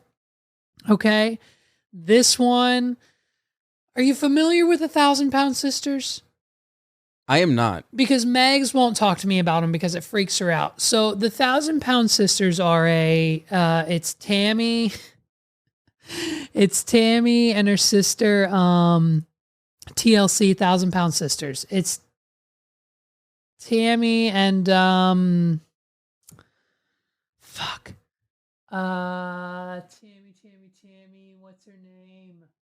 What's her name? I can't even remember her name. I don't even know their names. Tammy and, well, fuck it. Her name's not important, dude. Google's not even showing me her name. So anyways, the 1,000-Pound Sisters, they're on, it's a TLC show. You know, TLC, we're not learning anymore on the Learning Channel. And so we're just doing reality TV. They weighed so much weight. They're like 600 pounds each. And so for season 1, 5 years ago, they've been on forever because they went viral over COVID. So now we've got like 18 seasons on TLC. They each weighed 600 pounds. Now they each weigh like 200 pounds, but most of it's just skin. Yeah. And so now that we've gotten the surgeries, the Ozempics, the 1,000 pounds off, we're now channeling our inner Kardashian, these two. As you can see, you can see here, this is one of them. Just off of that quick, like, sure. I guess thumbnail or let me get your opinion before we even start the video. Why does she look like the Hunchback of Notre Dame? Ooh, that's good. That's a good reference. I wouldn't have made it. I'm not a fan of that movie, but I see it. She looks like the Hunchback. I'm pretty sure it's the Hunchback of Notre Dame. There we go. Images. I think he also has red hair, right? Yeah. Damn. It's good. It's good. That was great. Where even is it? Did I lose it? I think oh, there it is. There it is. Hunchback of Notre Dame. The red hair. The red hair. The map. Oh. Oh man. I'm going to hell. So, okay, this is a clip. This is the point in their journey where they've lost the majority of their weight. They're still kind of big. You know, we're not going to get into the whole weight loss thing. It's fine. It is what it is. Condition, their choice, whatever. They drink 18 liters of Coke a day and wonder why they're fat. It's fine. We're not going to talk about it. But this is a new, just listen. When was the last time that you had a period? Oh, I'm sorry. Fuck. I am so sorry. I forgot to preface a little PSA warning. The reason we're at the doctor's is because Tammy hasn't had her period and she's late. Her period's late. You know what I mean? It can only mean a few things, but basically her period's late and she's trying to find out why. I apologize. I didn't pre-reference that. When was the last time that you had a period? You don't remember. Okay. Could be a slight chance I might be pregnant. Really? And why do you say that? I've been craving weird things that I'm not. Pregnancy cravings, you know what I mean? Yeah, And now you crave it. like water. Well, some of it I'm could craving be- water.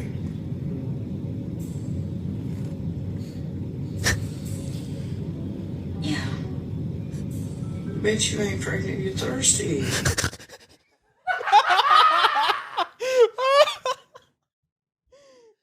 Bitch, you ain't pregnant, you're thirsty. Oh. In the history of white women, how many white women have ever craved water while they were... Damn. Oh, I give all credits to that doctor because that doctor looked like she wanted to say something. Right, no. The doctor's like, what? Wait, no period? Yeah. Cravings?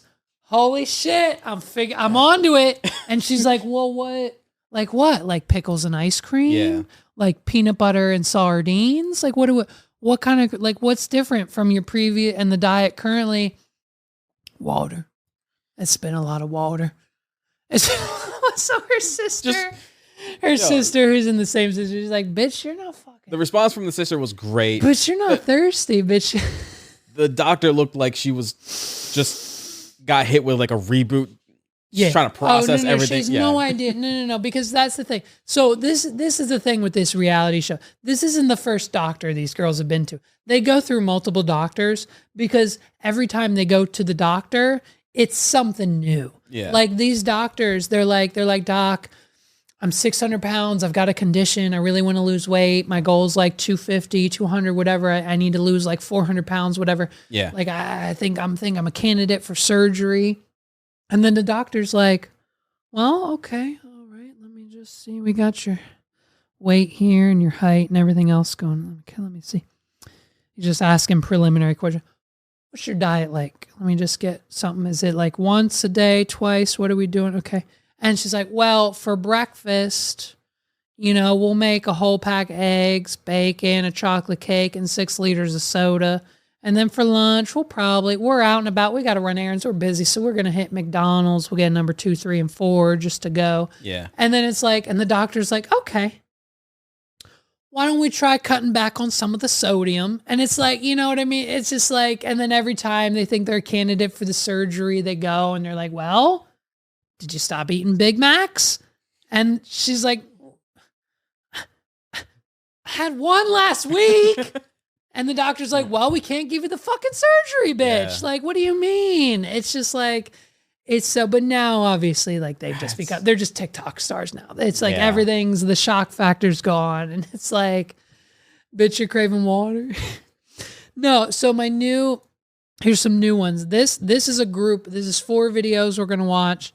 Now, this is a new category on TikTok. Okay. The account doesn't have a lot of followers. This is something one of my comedian friends put me onto. Mm-hmm. And the category, I'm curious if you've ever heard of it.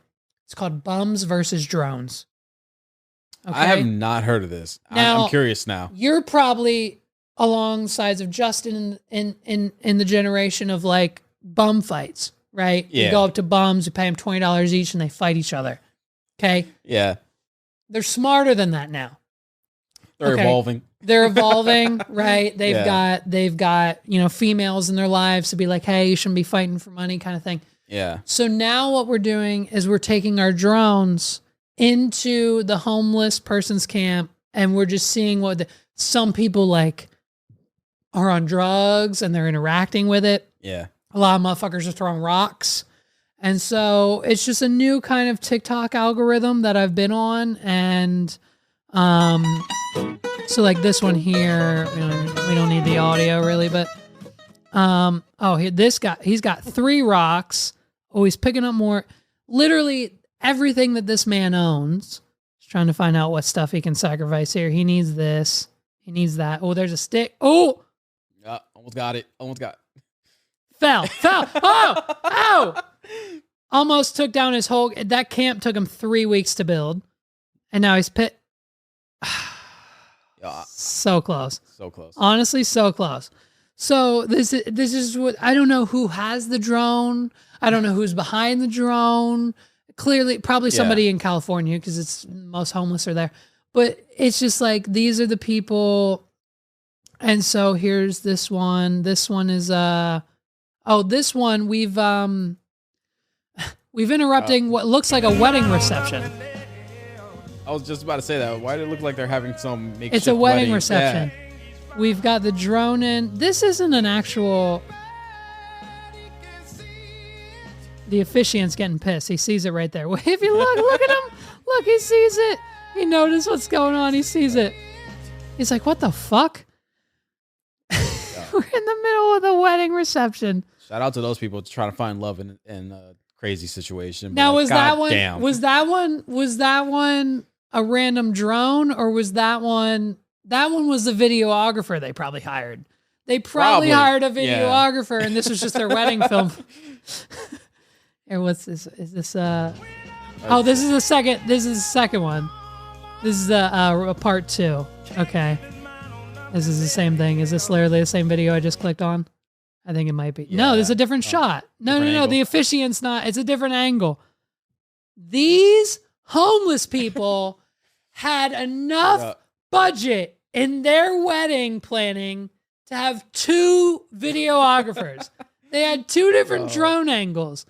If the homeless can afford to have a videographer at their wedding, so can you. Contact Sparks Entertainment today. There you go. Listen, here's one more. What's this one? Oh, this is another. Okay. What is it about homeless people dancing together? Is it just something that when you're homeless on like horse tranquilizer or cocaine or whatever heroin you can get your hands on? Bath salts. Florida, yeah. Whatever drugs Florida people. These people were all from Florida. Do you know this person? You probably know one of these people. I've probably seen him around. You've probably seen him around. You walked into the gas station. What do you guys have down there? Wawa or Sheetz, or what's your gas stations in Florida? Wawa, Circle K, 7-Eleven. Circle K, Wawa, yeah. This is definitely somebody that hangs out at a Circle K at like 3 in the morning. You've seen these people. Let's see what song they're dancing to. Hold on. That's true love right there. Last night we let the tranquilizer talk. We didn't know what we were doing, but we did it all. In the parking lot of 7-Eleven we danced, and we got it on behind the dumpster at the... It's just... Bums and Drones. That's the name of the account. Bums and the letter N Drones. Bums and Drones. Check it out. It's probably one of my new obsession. It's my new obsession. Dude, I don't want to hear any other person complain about paying a videographer for their wedding if bums can afford a whole ass drone for their makeshift wedding at like behind some CVS or something. Do you know how many times I try to get people to get a wedding video done? Oh, I can imagine, dude. You need to spend this money on this is your wedding. Yeah. You need a video. And they're like, no, unfortunately, the budget, we can't afford it. My mom's paying for the whole thing. She can't afford it. We've heard all these video. I've got a friend with an iPhone. I've got a GoPro. I can't afford whatever the excuse for not having a wedding video it is. The homeless people of Florida can afford a wedding video who has a drone license, by the way. Exactly. Someone who can operate a drone. You can't find that in every other wedding videographer in Pennsylvania, let alone a fucking Florida. There you go. That's all I'm talking about. We've got a new freestyle. Here's the last one. New freestyle. Okay. Coming straight out of... Island Boys. The Island Boys are I'm back. an island boy, hold up, I think I made it. I'm an island boy, to the top where I'm going, yeah. I'm an island boy, what you say? Stargaze what I'm doing, yeah. Oh, I don't wanna play no games, and you know here we what go. I'm really on. And don't you call me on my phone, I'm really in my zone. And all these hoes really love me. I said I'll never fold, cause I'm proud of bro, oh cold. You know I'm on that gang shit. You know I'm a gangster at the end of the day. So what you bang? Cause I'm that island boy, yo, like a boy, my man. I put my vest on, yeah, oh, I'm an island boy. And I'm just. Is it just me, or is there another conversation going on in the background? Yeah, is there for a sure. conversation going on in the background? For sure. We're trying to just freestyle. How is it that your freestyle has the same bass every time? Did the Island Boys, is it just... Dude. Are they from Florida? They're from Florida, right? They are. I think they were from, thank God. what was it? Listen, Either Palm here's the thing. Beach or Here's Fort the thing. Lauderdale. You put on your thing as a topic for this episode, Florida shenanigans. And I was like, oh, God damn it. I got to fucking figure this out. I was like, let me just skip it this time. And if we get into it, we get into it. And then I nonchalantly, without even thinking about it, put this on the list. I forgot they were from Florida. So they're from Florida. And this is just what we can expect. Is this the top? Is this the peak of Florida rap and freestyle? What other freestyle? Do we have other rappers coming out of Florida than the Island Boys? I don't know, man. Like Island Boys, they might be up there. You know, they recently got booed off a stage, but you know that's all fine. That's all dandy. No. Recently, that was like no. The timeline of the Island Boys are like the first freestyle, which was basically this. Yeah. Then they went viral on TikTok. And then because of that virality, they got booked at clubs and appearances or whatever. That's where they got booed off stage because like the club that just paid them $100,000 to be there for the night was like, you have to perform. Yeah. And like, what are we going to perform? And they're like, well, what the fuck? The song that you did, the freestyle. And then they're like, okay. And then they get up on the stage and like, we're at Miami nightclub. It's the Island Boys. And like, you can only imagine that they're getting booed right off 2 seconds there. I could have sworn they got booed off recently too. Did they? I could have sworn. I seen something about it. The last thing I saw before this video was them. They have they have an OnlyFans. The brothers are like making out on OnlyFans or something or whatever. I don't talk about following bro code. We just got it. You're all right. I mean, but it's just like the fact that we're just. Can we? Why is it that every freestyle from the Island Boys isn't in the studio? Why are we always outside of the studio? We're either in a hot tub or there's a conversation going on, and like halfway through, little buddy's like, "Oh, this shit's hard." Like it's as if for the first 30 seconds of the freestyle, he was like, "Okay, it's just another fucking Island Boys video. I don't know." But then he's like, "Oh, wait a minute, this actually sounds like a 2 out of 10. I said I'll never fold, cause I'm proud of bro, oh cold. You know cold. You know I'm a gangster at the end of the day. Right. So what you bang? Cause I'm the island boy. Yo, like a boy, my man. I put my vest on, My man said that shit hard. And like his brother right beside him, just like, oh man. It's terrible. It's terrible. Yeah. It's terrible. But it's fun. Bad. At the end of the day, that's all we have. Yeah. Like, who else do we have? What are we waiting on? Another Drake album? I know Drake, and Drake, he's the number one. Whatever. Dude, listen, what's coming out this year? GTA 6. Excited? You're the gamer. You're the only one I can talk about this with. Are we streaming GTA 6 the day it comes out? I'm gonna try to stream GTA 6. There's so many things going on with GTA 6 that I'm like on. But like what? Like the fact that so I don't know if you know this, but T-Pain actually got he's in. Yeah, he's in the game. He can't even talk about it. Yeah. He can't even talk about GTA 6 because he's in the game. Yes. Hell yeah. And he was streaming the GTA 5 roleplay shit. But he had to stop because he got in the game. Right. Only to find out that Rockstar contracted the company that is hosting the role play to be able to put it in GTA 6. So, and there's also like So it's not T-Pain, it's just the company, or T-Pain's going to be in it, but there's a separate company that handles like the online role play servers, and T-Pain was working with that company, and then he had to stop because he is in the actual game. I see. And the other thing that I'm not really liking about GTA 6 is this. Now, this might be rumors. I don't know it for sure, but Rockstar has gone on records that they want to charge more for the game. Well, I heard they wanted to charge for like online. Yes, Like because by like the minute or something crazy, Yeah. but like obviously that I'm sure that won't happen. But I don't think so either. But now they're requiring their subscription service, okay, which is like probably gonna be like $20 a month, or which is anything. sub from Yes. Xbox Live, PlayStation Correct. Online, right? And then on top of that, they want you to pay for the full price of the game, which is now $70. Games are not $60 anymore. No, well, $70. I'm surprised it's not $100. Yeah, that's what Like, they want to charge. But was it GTA 5, bro? I loaded it up on a PS3. Yeah, And we're on a PS5. So like for them to like, oh, here's this game that came out 10 years ago for the same price as it was then, Mm-hmm. I can only imagine how much money they've lost.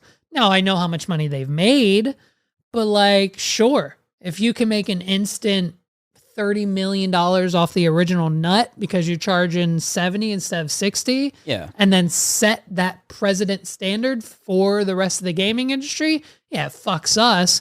But why should we give a shit when Rockstar's making $1 billion a year on GTA Yeah, 5 exactly. when it came out 10 years ago, let alone GTA 6? yeah. The way that I see it, either way, Rockstar is going to get their money one way or another. Yeah. Whether it be through the Mhm. GTA Online or the actual main game. I know this game is going to be big because it's supposed to be bigger than GTA 5 in terms of the map, but it's just the shady business practices that I'm not like falling behind, because there's a lot of companies that are doing shady business practices when it comes to game development. EA being a notorious one, and also Ubisoft. Like as in, as in what? Like microtransactions or and online use online use. So, But I thought Fortnite broke all that. I thought Fortnite created the free model with, if you want this skin, you don't need it. You don't need to pay to be number one to win a match. But if you do, you do, and that's obviously people do. Yeah. I thought that was where we're at. Fortnite did do a lot of great things, especially with a lot of the collaborations. Yeah. Like, I'm surprised Fortnite has lasted as long as it has. Mm-hmm. But like, for example, EA a couple years ago when Star Wars Battlefront 2 came out, they were having microtransaction, loot boxes, and things of that nature. But the chances of getting anything super rare were minuscule, like I think less than 1%. Yeah. And there was a lot of kind of, I believe, legal issues at the time too. Yeah. Behind that. Yeah. Because it's essentially gambling. Right. You're paying so much money. CSGO Lotto was the biggest. Exactly. Right. So, and they got popped for scam and like just it wasn't EA did too, and they had to change the whole entire game Uh-huh. because I think it was to unlock Darth Vader, it required you to play over 100+ hours just to be able to grind it out without paying for it. Right. So shit like that's crazy, and that's why I like Baldur's Gate 3. Okay. Yeah, that and game. what do you do? I don't know anything about games except for Mario 64. What do you do? What is that game? Baldur's Gate 3. Is that another like? It's another RPG. Shoot 'em up no? Yeah, no. It's an RPG game, and it's basically Dungeons and Dragons that you can play by yourself. I'm sorry. You're absolutely right. No, when Baldur's Gate 3 came out, Yes, a few of my PokeTubers played it together, and yes, it's a it's Dungeons and Dragons in video game form, not the board game. Yep. Right. Yes, that's right. Yes, I do know that. I'm so sorry. I did know that. Okay. Right. Yes. Because as soon as it did, and everyone hopped on live, I think I texted a few people. It was like, should I be playing Baldur's Gate with you guys? Because it seems fun. But okay. Interesting. Right. And so that, and like I've only ever played like a Dungeons and Dragons match, like for one time, one night.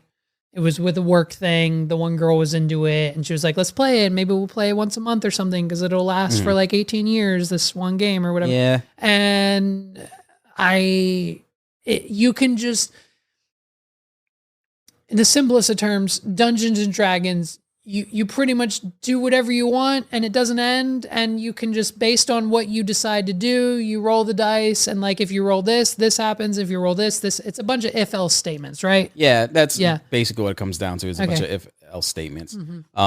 Games can last for a very long time depending who's going to be the dungeon master. For example, my game that I run with a group of military vets, we've been playing for about maybe 4 or 5 years now. But then what is then for your game, not talking about anyone else's, what is the end? Is there an end or no? There will be an end. There will be. Yes. So the answer to my question is no. There is not an end right now. Right now, no. Because you don't know what it takes to win. So how will you, when, and there's no telling when you'll figure that out.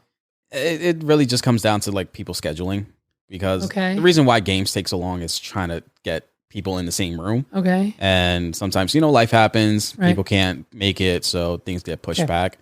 So the more games that you play, the faster things go. Sure.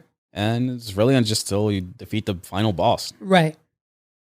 Okay, but see, now you've set, here's the issue.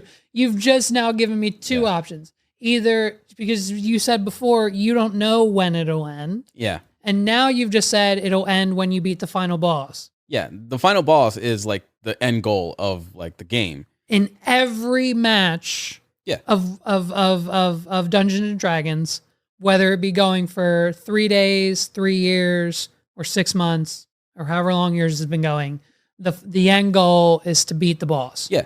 Okay. It really, again, it depends who's the person telling the story and how they want the story to go. So if you just want something quick, a game can just go one session. So if I'm the dungeon master. Yeah.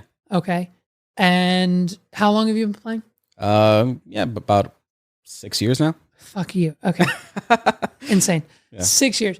So I'm the dungeon master. We're getting together next week. We're all here. We're playing. It's been 6 years. I'm kind of done because it's been 6 years. You roll a 3, and then it's up to me to say, oh, shit, you just rolled a 3. That means you're fighting the final boss. And like, that would be it. Yeah, it can happen. Yeah, it could definitely happen. Okay. So whoever the dungeon master is of each game, does that change from time to time? Is it you one week, them the next week? Or is it just from the beginning, you are it, and then that's it? From the beginning, you are the dungeon master until that story is finished. Okay. And then if somebody else wants to pick up, then they can be the dungeon master. But the first dungeon master story doesn't end with beating the final boss? Doesn't have to, unless they want to. Oh my fucking God. So that's the beauty of Dungeons and Dragons. So like the story can continue if the dungeon master wants to just keep adding bullshit onto the end. So basically what you're saying is Dungeons and Dragons is the same thing as Doctor Strange in the multiverse. Exactly. You never fucking know. Like you could wake up tomorrow and an atomic bomb could hit your house. Basically. So the chances of that happening and the chances of whatever the fuck is going to happen during your 6-year run of Dungeons and Dragons, the same game, are the same. Exactly. Is what you're saying. Yeah. That's, I think, the new definition of insanity. I mean, yeah. Yeah. And the craziest thing is sometimes... Why would you want to go, like, just try to help me understand. Why would I be excited of next week going down, okay, oh, here we go. We're playing this board game. It's been 6.5 years. How do I get excited after 6.5 years of every fucking week playing the same game with the same characters and the same people and whatever? How do you get excited for it? Yeah. Not knowing if it's going to be the end or what? I'm just trying to understand. It's more just about the people that you play with. Right. So, okay. So if you enjoy being around these people, group of people for the same amount of time every, like, let's say week or so, right. Then it makes it exciting because, you're a guy, you're bullshitting around, you're having fun. Got it. Sometimes during the game, somebody might be doing some dumb shit. Right. So it's just all about hanging with the right group of people. I got it. Yeah. I get it. And that's what playing Dungeons and Dragons is all about. Yeah. Realizing that it's beyond the game. Yes. It's not about the game. It's about the location, the people, the situation, having fun, the time that you're not spending doing this, or that.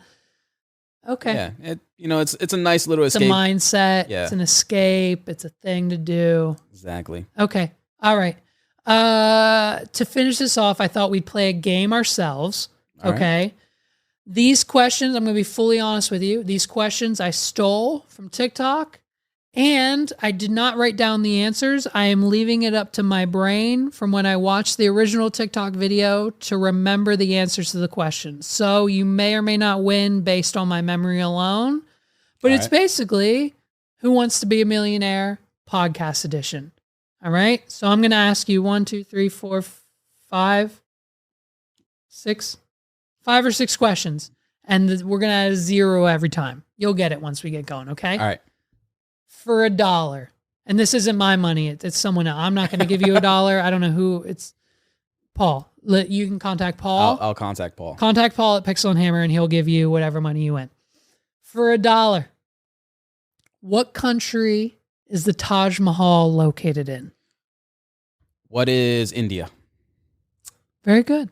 That's it. You've won $1. You don't have to say what it is. You can just say India. That's fine. There's no rule. There's no rules. Listen, I'm probably going to forget some of the answers. the fact that I got that one, I know it's India for a fact. I remember that one. But the next one, I'm not even sure. I haven't even read it yet. I might not even know the answer to the question. We'll see. So you've won $1. Congratulations. How do you feel? If you had to spend that, what would you spend it on? Honestly, with how things are nowadays, I'd probably just buy a small thing of Realistically, what costs $1 now? 2024. Honestly, I don't think much. Okay, I'll give you what you need to go tax, whatever. Say it's a 99-cent item, the Dollar Tree. Pack of gum. Boom. Pack of gum. Okay, good. Good. For $10, we're going to add a 0. Simone Biles. What Olympic sport is she famous for? Fuck. Wait a minute. Hold on. This is how great my memory is. I think I wrote in. Wait, did I write in life? Did I write in chances? I wrote in lifelines. Yeah, right here. Okay, I wrote in lifelines. You have 3 lifelines. Holy shit. ADHD at its finest. We're bringing it back. You can either pass, which means just we'll forget the question and we'll move on to the next one. You automatically get it right. You can ask me, and by all means, even though I wrote the questions, like I said, I wrote them yesterday, so Lord knows if I remember the answers. Gotcha. Or you have a double guess. So if your guess is wrong, we can come back and you can give me a second guess, and if that's right, we can move on. So you have 3 lifelines. I'm sorry. I forgot to mention that. For $10, it's only the $10 question. Yeah. Simone Biles. Think Olympics. Like the main number one thing for Olympics for. It's real flexible, that Simone Biles. Gymnastics. All right, $10. You got it. Gymnastics. Yes, that's what she does. She does the flips and the things. For $100, what do raisins start out as? What is grapes? There it is.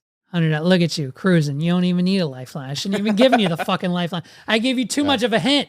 Is what I did. I gave you too much of a hint on the Simone Biles. I should have made you use a fucking light. Fuck you. I was gonna. Fuck you. You're not getting any more hints. Fuck right. you. It's my podcast. Bet. $1,000. What country was the sport/game of golf first played? I didn't know this when I knew it, but I know the answer now, and it makes a lot of sense. What country? It's not. Fuck you. I'll give you one more hint. I just said I wasn't gonna. It's not ours. It's not the United States. What country? You may use a lifeline. You may ask the host, or you may use a double guess. Golf. What country? I'm going to use a double guess. Okay. So I'm so excited for this. I want to say Germany. Germany is not the answer. Fuck. You could use can you use another lifeline? I don't think I can. You do that? I don't know. Fuck it. If you get one golf. wrong, we're going to continue anyway, so it doesn't matter. Golf. Okay. Netherlands. Ooh, Netherlands. That's interesting. I might give you. Here's what we're going to do. I'm going to take your pass away. Okay. Okay. So you've only got One left. One left. Ask the host. It's fine. Scotland. Scotland. Yes, Scotland. God. Interesting, Damn. right? Yeah. Right. Yeah. I wouldn't yeah, expect yeah, that. Shit. Okay. Okay. For $10,000, and this one comes with a hint because it's $10,000. What is the largest bird on the planet? Take your mind off of anything. Like if you walk outside and see a bird, Yeah. think of like the largest bird on the planet. I know you know it. I know you've seen one for $10,000. Don't think bird. And if you know where to go. Like you've never seen this bitch flying in the sky in anywhere ever, whether you live in this country or any other country. But it's still technically a bird. Penguins? That's it. All right, we'll use your pass. It's an ostrich. Ostrich. Mhm. Damn. I Yeah, get it. you're right. Yeah. I don't know why that's I'm I said thinking don't think albatross. bird. Don't think bird. Don't think bird. Okay, well, for the $100,000 question, I put the answer on the screen that you can clearly read. So congratulations, you just won $100,000. In which year did Serena Williams win her first Grand Slam? Which was 1999. Okay, here we go. For $1 million, you can't use your... Fuck this whole game up. You can't use any... You can't use any of your things because your last one left is Ask the Host, and I only know half of them. What are the names of Kanye and Kim's kids' names? Shit. I only know of North. There you go. That's one. There's North. What kind of fucking random kid's name would fucking Kanye use? There's North. I was gonna say Blanket, but that's fucking Michael Jackson. I mean, doesn't he has like 3 kids, doesn't he? 4, I think. I can't figure this one out because the only relevant one is North. So yeah, no, you're right. It's Kanye and Kim's kids. It's 4 kids. North, Saint, Chicago, and Psalm. Chicago. Northwest, Saint West, Chicago West, which I'm pretty sure was a brand deal for the TV show. Yeah. That was it. Yeah, leave it to Kanye to name his kids Chicago and Saint. Yeah. I'm surprised. No, I think it's no, those names are we haven't seen North. I think North is the one everyone knows. She's the oldest, I'm pretty sure. Yeah. I think I just talked about her last week. Yeah, North is the Saint, Chicago, and Psalm. Yeah, Kanye pulled Michael Jackson with that, naming his kid. Because I know Michael Jackson's kids' names? I know one of them is like Prince. I think the other one is named Blanket. Hold on. Michael Jackson's kids? Michael Jackson's children are Paris Michael Catherine Jesus Jackson, Christ. Prince Michael Jackson II, fuck and is Prince this? Michael Jackson. Okay, Google, thank you. Holy shit, wasn't expecting that to happen. Okay, so Prince and all that other shit. Yeah. Listen, I mean, Kim and Kanye's kids. Solid trivia question, though. Solid trivia question. I don't think anyone knows. Those names here. But so yeah, man. So let's we've been going for 2 hours. Let's wrap this up. Let's go. What do you have? Any advice? Any goals? What are your goals for 2024? Goals for 2024. I am trying to get this surgery so I can lose a good bit of weight. Yeah. That is going to help me with some of my other goals where I'm trying to get a blue belt in jiu-jitsu. Okay. So this year I'm going to be training my ass off. Okay. Just for the fuck of it. What? Yeah. Okay. Trying to put out more content because it's economy's crazy. You got to do what you got to do to you know how try much to content I put out last year? Yeah. We're not even going to talk about it. I know you know. Yeah. And there's 0 to show for it. And so like literally I'm hoping double that amount will be up there. My plan for this year is I'm definitely doing 1, but maybe 2 new podcasts alongside this one, both weekly. Yeah. So like triple the output, or at least whatever it is. All the content in the world, man. Content's the way to go. I think, maybe honestly with your help, maybe are you a movie fan? Do you like movies? What's the last movie you watched? The last movie that I seen was probably The Nun 2. I love horror. The Nun 2. You love horror? Okay. I love You're horror. a horror guy. Right. Okay. The only issue is there's about 97 million horror movie fucking podcasts out there. So I wanna desperately start just a overall movie podcast. Mm-hmm. And maybe we could do that together. We'll talk it out. We'll talk it out. Yeah. Okay. So, but I'm sorry. So, okay. Losing weight to then be better at jiu-jitsu. Yes. Is that what's limiting? Are you doing jiu-jitsu now? And the weight is limited? Okay. Yeah. I'm doing jiu-jitsu now. I'm trying, I'm going like 2 or 3 times a week. Okay. But I know once I lose a good bit of weight, that's going to help me out tremendously from being mobile and, being more flexible and stuff of that nature. Yeah. But also trying to put on a lot more content, trying to do as much as I can to better myself than how I was in the last 4 years when I was living in Florida. Sure. Because from my understanding, it was your journey in Florida was, personal, physical, whatever kind of discovering but also a very, at times dark and at times light mental process, right? So now that we're out of that environment, we're back here. It's a little easier now. So hopefully we can, good. Yeah. I'm in a better place now. Cool. I'm going to be working my fucking ass off to undo a lot of the wrongs that happened in the last couple of years. Yep. And just be in a better fucking place. I'm trying to catch up to a lot of people in terms of like goals. I've been watching, like you, for example, watching a lot of my other friends just fucking smash their goals, and I'm trying to be on that same fucking level. Yeah. So. Yeah. Well, and I mean, I think you can, a bit of advice from it is that you can assume that people like me and the people that you're watching are watching others to accomplish the same goals. What are the belts in jiu-jitsu? I don't know if you know this, but I'm the youngest on the entire planet. I'm the youngest could have been black belt ever.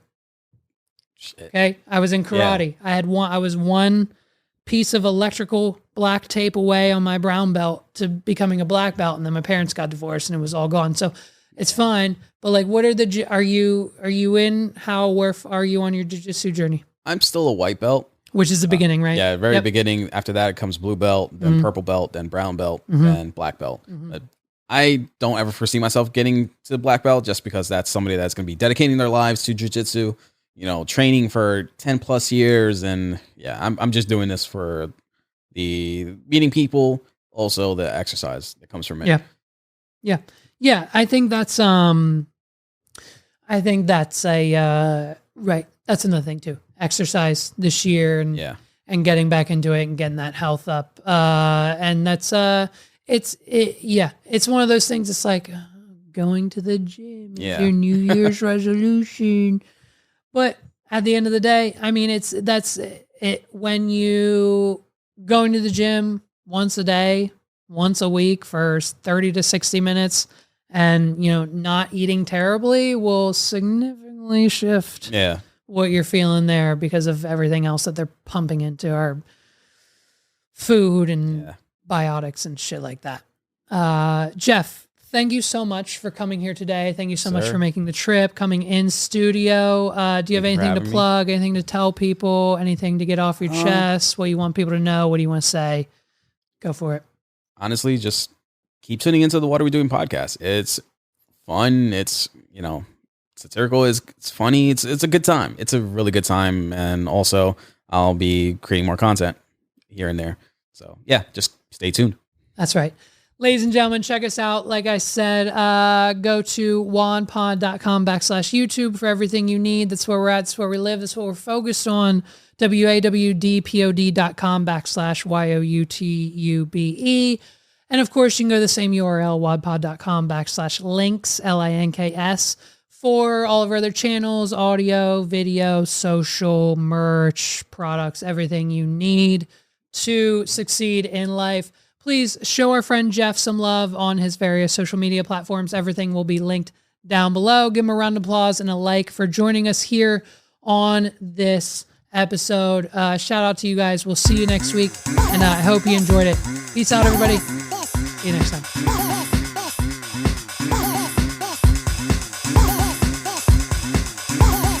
This is the What Are We Doing podcast.